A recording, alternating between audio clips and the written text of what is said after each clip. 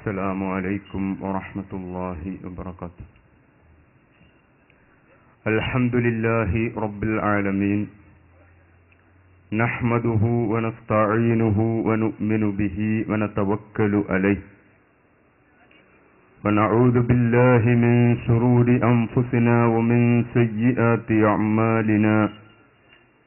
من يهده الله فلا مضل له ومن يضلله فلا هادي له، وأشهد أن لا إله إلا الله وحده لا شريك له، وأشهد أن محمدا عبده ورسوله أرسله بالهدى ودين الحق ليظهره على الدين كله ولو كره المشركون.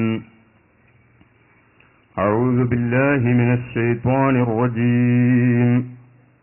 بسم الله الرحمن الرحيم. الحمد لله رب العالمين، الرحمن الرحيم، مالك يوم الدين، إياك نعبد وإياك نستعين. صدق الله مولانا العظيم، وصدق وبلغ رسوله النبي الكريم، ونحن على ذلك من الشاهدين الشاكرين، والحمد لله رب العالمين. يا سيدي يا رسول الله خذ بيدي، ما لي سواك ولا ألوي على أحد، يا من يقوم مقام الحمد منفردا للواحد الفرد لم يولد ولم يلد، يا من تفجرت الأنهار نابعة من إصبعيه فروى الجيش بالمدد. ഏറ്റവും സ്നേഹം നിറഞ്ഞ പണ്ഡിതന്മാരെ, സുന്നത്ത് ജമാഅത്തിന്റെ കർമ്മധീരരായ പ്രവർത്തകരെ, അല്ലാഹു സുബ്ഹാനഹു വ തആല സത്യം സത്യമായി മനസ്സിലാക്കി അത് അംഗീകരിക്കുവാനും അസത്യം അസത്യമായി മനസ്സിലാക്കി അത് തള്ളിക്കളയുവാനും നമുക്കും ഖിയാമത്ത് നാൾ വരെ വരാനിരിക്കുന്ന നമ്മുടെ സന്താനങ്ങൾക്കും തൗഫീഖ് നൽകുമാറാകട്ടെ. നമ്മിൽ നിന്ന് മരണപ്പെട്ടു പോയ ഉസ്താദുമാർ, മാതാപിതാക്കൾ, മറ്റു സഹോദര സഹോദരിമാർ, അവരുടെ ഖബറിടം അല്ലാഹു സന്തോഷത്തിലാക്കുമാറാകട്ടെ. അവരെയും നമ്മെയും അവന്റെ ജന്നാത്തുൽ ഫിർദൗസിൽ ഒരുമിച്ചുകൂട്ടി അല്ലാഹു അനുഗ്രഹിക്കുമാറാകട്ടെ. ആമീൻ. സുദീർഘമായ ഒരു പ്രസംഗം ഞാൻ ഉദ്ദേശിക്കുന്നില്ല. ബഹുമാനപ്പെട്ട പട്ടപ്പിരിയം ഉസ്താദ് ഉണർത്തിയതുപോലെ ധാരാളം വിഷയങ്ങളിൽ പുത്തൻ പ്രസ്ഥാനക്കാരും അഹ്ലുസുന്നത്തി വൽ ജമാഅത്തും തമ്മിൽ അഭിപ്രായ വ്യത്യാസങ്ങൾ ഉണ്ട്. എന്നാൽ അവയിൽ വെച്ച് ഏറ്റവും പ്രധാനപ്പെട്ടത് വിശ്വാസവുമായി ബന്ധിക്കുന്ന തൗഹീദ്, ശിർക്ക് എന്നതാണ്. ലോകത്ത് ആദം നബി അലൈഹിസ്സലാത്തു വസ്സലാം മുതൽ അന്ത്യപ്രവാചകരായ മുഹമ്മദ് നബി സല്ലല്ലാഹു അലൈഹി വസല്ലമ തങ്ങൾ വരെയുള്ള പ്രവാചകന്മാർ മുഴുവനും പ്രബോധനം ചെയ്തതിൽ പ്രധാന വിഷയം തൗഹീദ് ആണ്. ആ തൗഹീദിന് ഘടകവിരുദ്ധമായ ഒരാശയമാണ് ശിർക്ക്. ഇന്ന് നമ്മുടെ മുന്നിൽ ഖാദിയാനികൾ തൊട്ട് മുജാഹിദ് ജമാഅത്ത് തുടങ്ങി ധാരാളം പ്രസ്ഥാനങ്ങൾ നമ്മുടെ മുന്നിൽ നിലവിലുണ്ട്. എല്ലാ പ്രസ്ഥാനങ്ങളും വന്ന് ജനങ്ങളോട് പ്രസംഗിക്കുന്നത് നരകത്തിലേക്ക് എന്റെ കൂടെ വരൂ എന്നല്ല,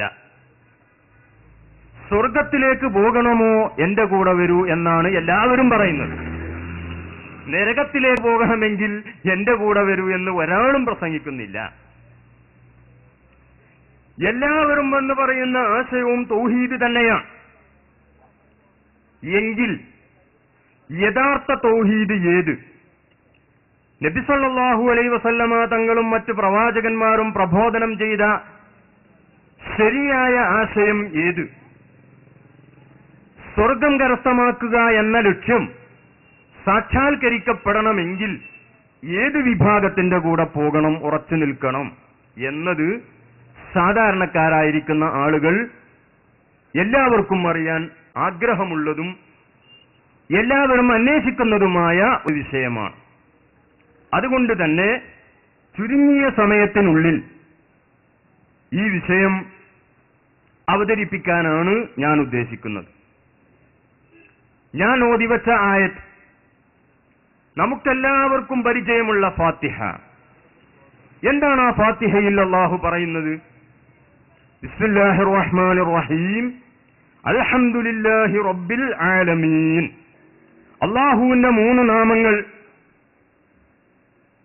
ബിസ്മില്ലാഹിർ റഹ്മാനിർ റഹീം എന്നതിൽ പറഞ്ഞതിന് ശേഷം അൽഹംദുലില്ലാഹി റബ്ബിൽ ആലമീൻ. സർവസ്തുതികളും എന്ന് പറഞ്ഞാൽ സ്തുതികൾ മൊത്തത്തിൽ 4ആയി പണ്ഡിതന്മാർ നമ്മെ പഠിപ്പിക്കുന്നുണ്ട്. ഒന്ന് അല്ലാഹു, അല്ലാഹുവിനെ സ്തുതിക്കുക, അതാണ് അൽഹംദുലില്ലാ. ഇത് അല്ലാഹുവിനെ സ്തുതിക്കലാണ്. മറ്റൊന്ന് അല്ലാഹു സൃഷ്ടികളെ സ്തുതിക്കുക. ഇന്നക ലഅലാ ഖുലുഖിൻ അളീം. നബി സല്ലല്ലാഹു അലൈഹി വസല്ലമ തങ്ങളെ കുറിച്ച് അല്ലാഹു തആല സ്തുതി പറഞ്ഞതായി വിശുദ്ധ ഖുർആനിൽ കാണാം. മറ്റൊന്ന് സൃഷ്ടികൾ അല്ലാഹുവിനെ സ്തുതിക്കുക, മറ്റൊന്ന് സൃഷ്ടികളെ സ്തുതിക്കുക. ഇങ്ങനെ 4 സ്തുതികളാണ് എല്ലാ സ്തുതികളും എന്ന് പറഞ്ഞാൽ മൊത്തത്തിൽ 4 സ്തുതികൾ ആണ്. ഈ 4 സ്തുതിയുടെയും യഥാർത്ഥ ഉടമസ്ഥൻ അല്ലാഹുവാണ്. കാരണം അതാണ് തുടർന്ന് പറയുന്നത് റബ്ബിൽ ആലമീൻ. എല്ലാ സ്തുതികളും എന്തുകൊണ്ട് അല്ലാഹുവിനായി? നാം സൃഷ്ടികൾ പരസ്പരം സ്തുതിക്കാറുണ്ട്, പക്ഷേ ഈ സ്തുതിയും യഥാർത്ഥത്തിൽ അല്ലാഹുവിന് ഉള്ളതാണ്. കാരണം നമ്മെ സൃഷ്ടിച്ചതും അതിനുള്ള കഴിവ് തന്നതും നമ്മെ പരിപാലിക്കുന്നതും സ്തുതിക്കാൻ വേണ്ടി നമുക്ക് തോന്നിപ്പിച്ചു തന്നതും മുഴുവനും അല്ലാഹുവായതുകൊണ്ട് അതിന്റെയൊക്കെ അന്തിമ വിശകലനത്തിൽ അല്ലാഹുവിൽ എത്തിച്ചേരുന്നത് കൊണ്ട് യഥാർത്ഥത്തിൽ എല്ലാറ്റിന്റെയും ഉടമസ്ഥൻ അല്ലാഹുവാണ്. വഅന്ന ഖുവ്വത ലില്ലാഹി ജമീഅ. എല്ലാ കഴിവുകളും അല്ലാഹുവിന് മാത്രമാണ്. മറ്റുള്ളവരുടെ കഴിവുകൾ സൃഷ്ടികളുടെയും സാധാരണക്കാരതും അല്ലാത്തവരുതുമായ എല്ലാവിധ കഴിവുകളും അല്ലാഹു നൽകിയിട്ട് അവർക്ക് ലഭിച്ചത് ആണ്. ഇതാണ് അൽഹംദുലില്ലാഹി റബ്ബിൽ ആലമീൻ. ഇനി നാം ഒന്ന് ചിന്തിക്കുക. ഉദാഹരണമായി നമുക്ക് ഒരു 10 രൂപ ആവശ്യമുണ്ട്. ഈ 10 രൂപ നൽകുന്നവൻ ആരാണ്?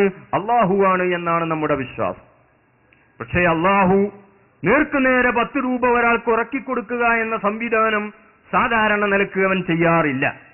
ഈ സമയത്ത് നമുക്ക് 10 രൂപ വേണമെങ്കിൽ നാം നമ്മുടെ സുഹൃത്തിനോട് അത് ആവശ്യപ്പെടും. അപ്പോൾ സുഹൃത്ത് അവന്റെ അടുക്കൽ ഉണ്ടെങ്കിൽ അത് തരും.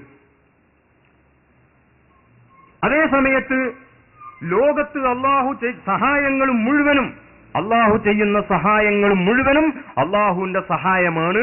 പക്ഷേ അത് വിതരണം ചെയ്യാനും അത് ജനങ്ങൾക്ക് എത്തിച്ചു കൊടുക്കാനും ചില മാധ്യമങ്ങൾ അല്ലാഹു സുബ്ഹാനഹു വ തആല സ്വീകരിച്ചിട്ടുണ്ട്.